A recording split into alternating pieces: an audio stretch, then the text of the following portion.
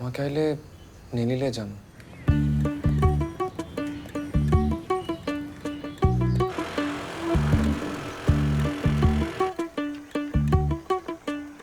এই 18 তাৰিখে ৰাতিপুৱা 8টা-9টা বজাত হোৱা ঘটনাটো এই বাহিৰৰ ৰিপৰ্টাৰবিলাকে কেনেকৈ লগে লগে গম পাই গ'ল?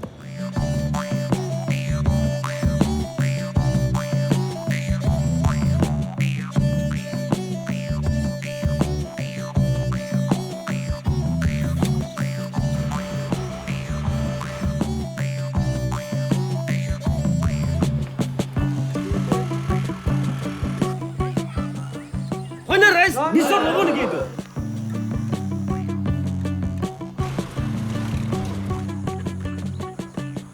কাগজবোৰ ডুপ্লিকেট নহয়তো। কি কয় অৰিজিনেল কাগজ এইবোৰ? যিবিলাক মানুহে আমাৰ মাটি দখল কৰি আহিছে সিহঁতক ধৰগৈ। মোৰ এই দাগটো দেখিছা? এনেকুৱা বহুত দাগ আমাৰ তিৱা মানুহসকলে ঢাকি ৰাখিছে। 300 টকাই দিছোঁ। এবেলা হাজিৰা 150 টকাহে হয়। পাছত কোনোবা এদিন মিলাই দিবি। মিয়া গাঁৱত হাজিৰা কৰিব গৈছে, তাত কি অখাদ্য খাইছে তাক কোনেনো জানে? হয়নে নহয় ৰাইজ? চবেই দেখোন হাজিৰা কৰে। আমি মিয়া গাঁৱত হাজিৰা কৰাৰ কাৰণে আমাৰ ইমান ডাঙৰ দুখ হ'ল। এই যে ল'ৰা ছোৱালী দেখিলে ইয়াতে, এই যে ঘটনাটো, এই ঘটনাটোত বলি হোৱা মানুহখিনিৰে সতি সন্ততি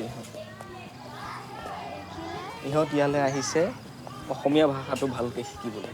তহঁতে জাননে দেশৰ কাৰণে যোনে প্ৰাণ ত্যাগ কৰে তেওঁলোকক কি বুলি কয়? শ্বহীদ বুলি কয়। কি কয়? শ্বহীদ। আজি মই স্কুলত বাইদেউক কি সুধিছিলোঁ জানো? কি? আমাৰ নানাহঁত শ্বহীদ আছিল নেকি?